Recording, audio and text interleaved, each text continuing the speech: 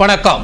புதுவையில் அனைவருக்கும் கல்வி திட்டம் மேலும் எளிதாக்கப்படும் என்று காஞ்சிமா முனிவர் பட்ட மேற்படிப்பு மைய பட்டமளிப்பு விழாவில் முதல்வர் திரு ரங்கசாமி பேசினார்.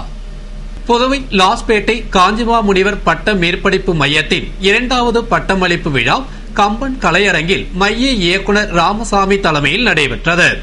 விழாவில் முதல்வர் திரு ரங்கசாமி சிறப்பு விருந்தினராக கலந்து கொண்டு முதுகலை மற்றும் முது அறிவியல் பிரிவில் 196 பேருக்கும் 81 ஆய்வாளர்களுக்கும் பட்டமும், வகுப்பு அளவில் சாதனை படைத்தோருக்கு பதக்கம் மற்றும் சான்றிதழை வழங்கி பாராட்டி பேசுகையில், புதுவையில் உள்ள அனைவரும் தரமான கல்வி பெற வேண்டும் என்ற நோக்கில் அதிக நிதி ஒதுக்கப்படுகிறது என்றும் சிறந்த முறையில் கற்பிக்கப்படுகிறது என்று தெரிவித்தார்.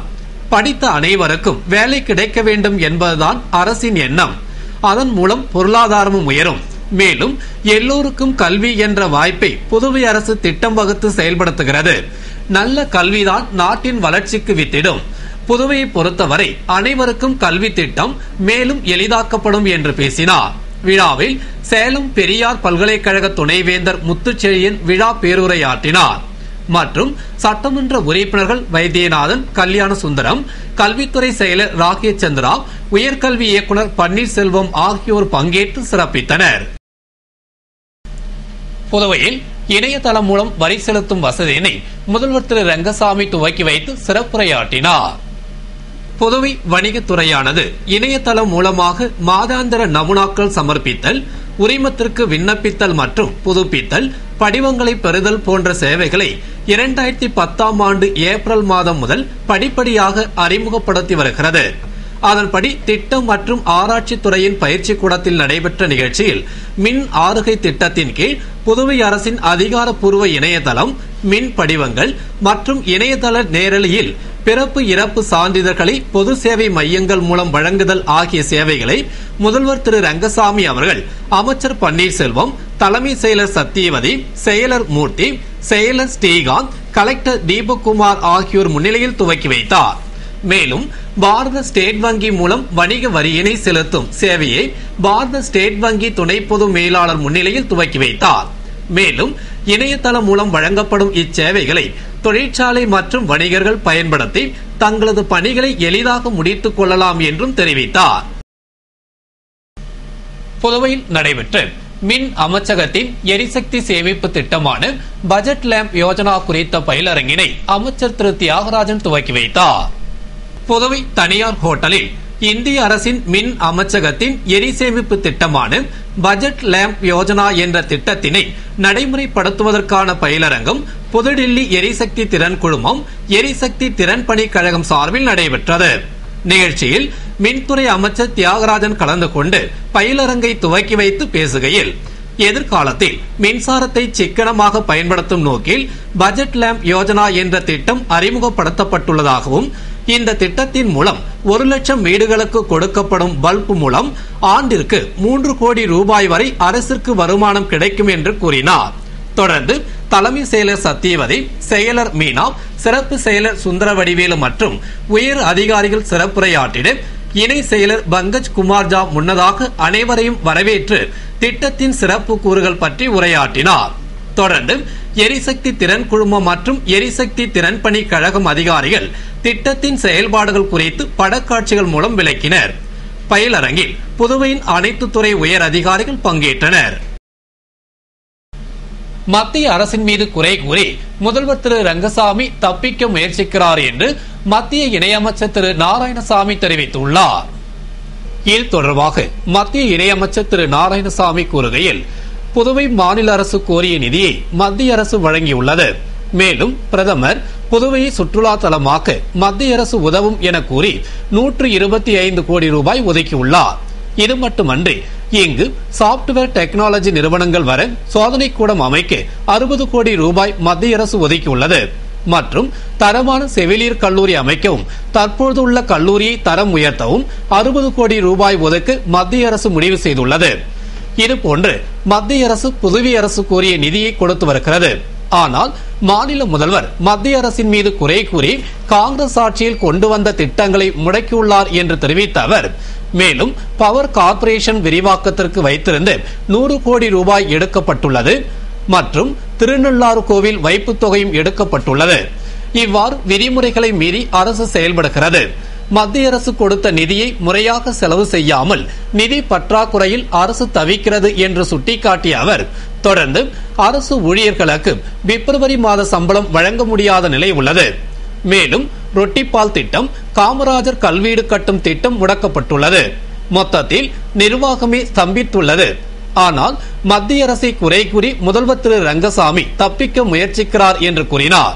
மேலும் தலைமை செயலர், நிதி, சட்டத்துறை செயலர்களை மாற்றுவதற்கு முன் உள்துறை அமைச்சகத்தின் ஒப்புதல் பெற வேண்டும்.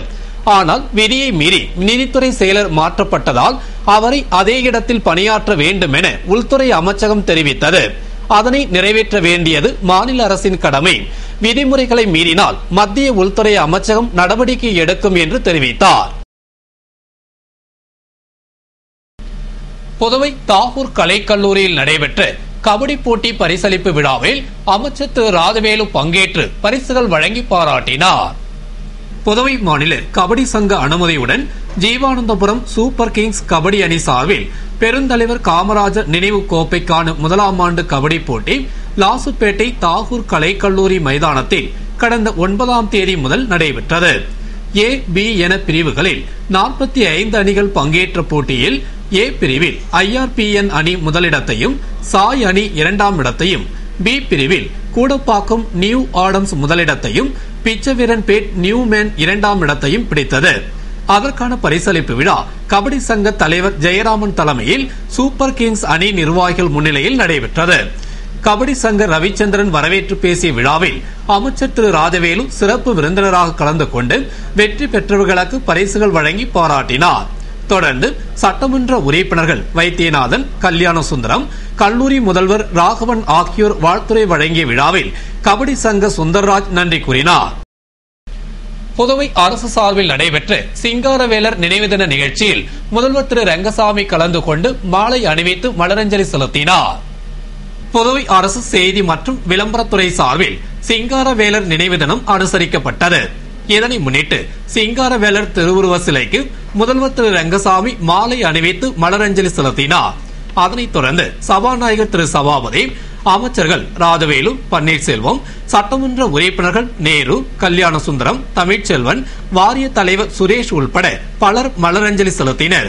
நிகழ்ச்சிக்கான ஏற்பாட்டினை செய்தி மற்றும் விளம்பரத்துறை அலுவலர்கள் செய்திருந்தனர். புதுவையில் விளையாட்டுத் துறைக்கு அதிக நிதி ஒதுக்கப்படும் என்று பள்ளிகளுக்கு இடையேயான விளையாட்டுப் போட்டி நிறைவு விழாவில் முதல்வர் திரு ரங்கசாமி தெரிவித்தார்.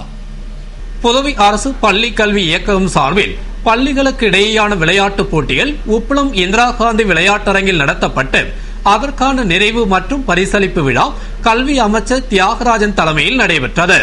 பள்ளி கல்வி இயக்குநர் வல்லவன் வரவேற்று பேசிய விழாவில் சிறப்பு விருந்தினராக முதல்வர் திரு ரங்கசாமி கலந்து கொண்டு 8 வட்டங்களைச் சேர்ந்து 800 மாணவ மாணவியர் பங்கேற்று மாநில அளவிலான போட்டியில் வெற்றி பெற்றவர்களுக்கு பரிசுகள் வழங்கி பேசுகையில், புதுவை அரசு நிதி நெருக்கடியில் உள்ள போதும் மாணவர்களுக்கான நலத்திட்டங்களை எக்காரணம் கொண்டும் நிறுத்தாது என்றும், மேலும் கல்வித்தொகை தொடர்ந்து வழங்கப்படும், பொது தேர்வுக்கான கட்டணத்தை அரசே செலுத்தும், கல்வியை போன்று மாணவர்களுக்கு விளையாட்டும் அவசியம் என்பதால் ஒவ்வொரு பள்ளியிலும் அரசு விளையாட்டு திடலை அமைத்துள்ளது என்றும், எனினும் மாணவர்கள் இதனை பயன்படுத்துவதில்லை என்று தெரிவித்த அவர், தொடர்ந்து புதுவை அரசு விளையாட்டுத் துறைக்காக 1.5 கோடி நிதி ஒதுக்கியுள்ளது என்று தெரிவித்த அவர், இனிவரும் காலங்களில் விளையாட்டுத் துறைக்கு அதிக நிதி ஒதுக்கப்படும் என்று உறுதியளித்த அவர், தொடர்ந்து லாசுப்பேட்டையில் 6 கோடி செலவில் விளையாட்டு மைதானம் அமைக்க இடம் தேர்வு செய்யப்பட்டுள்ளது என்றும், இந்திரா காந்தி விளையாட்டு மைதானத்தை 1 கோடி செலவில் புதுப்பிக்க நடவடிக்கை மேற்கொண்டுள்ளோம் என்றார்.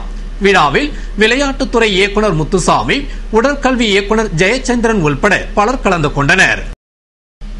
புதுவை தந்தை பெரியார் நகரில் பூட்டிருந்த வீட்டை உடைத்து மர்ம நபர்கள் பணம், நகைகளை கொள்ளையடித்த சம்பவம் அப்பகுதியில் பெரும் பீதியை ஏற்படுத்தியுள்ளது.